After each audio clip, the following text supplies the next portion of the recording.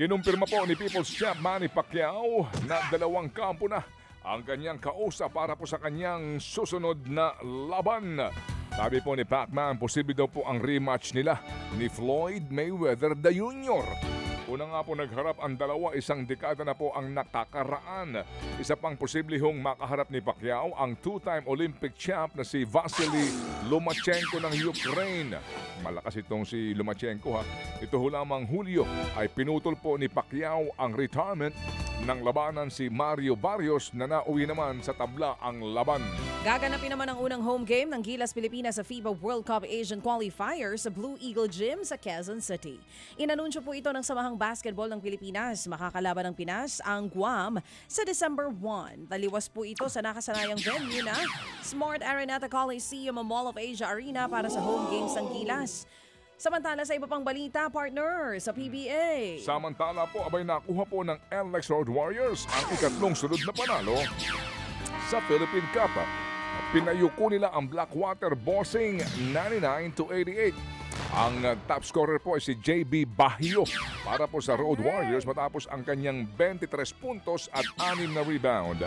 Umakyat sa 4 wins and 1 loss ang record ng NLEX habang 1-3 ho naman ang standing ng Bossing. Samantala ang malungkot na balita, girl, nakalusot ang para TNT. sa amin malungkot na sa Malungkot mga to. fans ng Bolts. Nako, TNT ako eh. Nakalusot po ang TNT tropang 5G sa Meralco Balls 100-98. Oo nga kasi 2 puntos lang. Oo. Binura po ng TNT ang 23 puntos na lamang ng Meralco sa 1 punto para maipuwersa ang overtime game. Ipinasok ni Ray ng batak ang pampanalong tira para maibigay sa tropa ang panalo.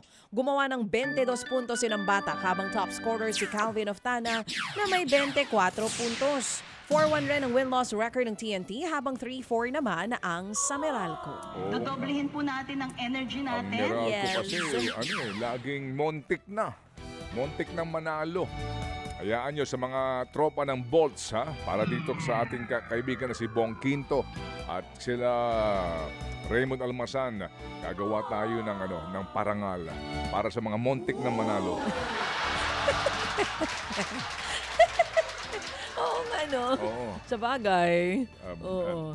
Best team sa mga montik ng manalo. Oo, nag-effort naman sila eh. Montik ng manalo, montik na. Oo. Okay, ang champion ng montik. Samantala po naman napanatili po ni Melvin Jerusalem ang WBC minimum weight belt matapos pong talunin si Sia Colwe Cuse sa Trila in Manila 2.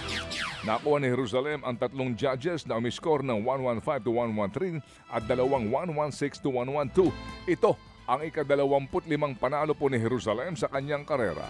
Panalo rin po si Olympic bronze medalist Yumir Marcial kontra kay Eddie Colmenares sa co-main event ng Trila 2. Nakuha po ni Marcial ang majority decision matapos pong iskoran ng 2 judge ng 95-93 ang laban habang isa ho naman ang nag-score ng 94-all.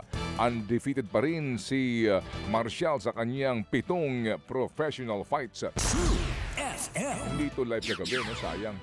Ito po yung anniversary nga ng Trila in Manila. Mga kapatid, brothers and sisters, saan ka pa? Dito na tayo sa totoo. Dito na tayo sa True FM. Mga kapatid, mag-subscribe and follow po kayo sa social media accounts ng True Network PH. Yan po kami. Hanapin nyo lang True Network PH, Facebook, Instagram, YouTube, TikTok, and podcast.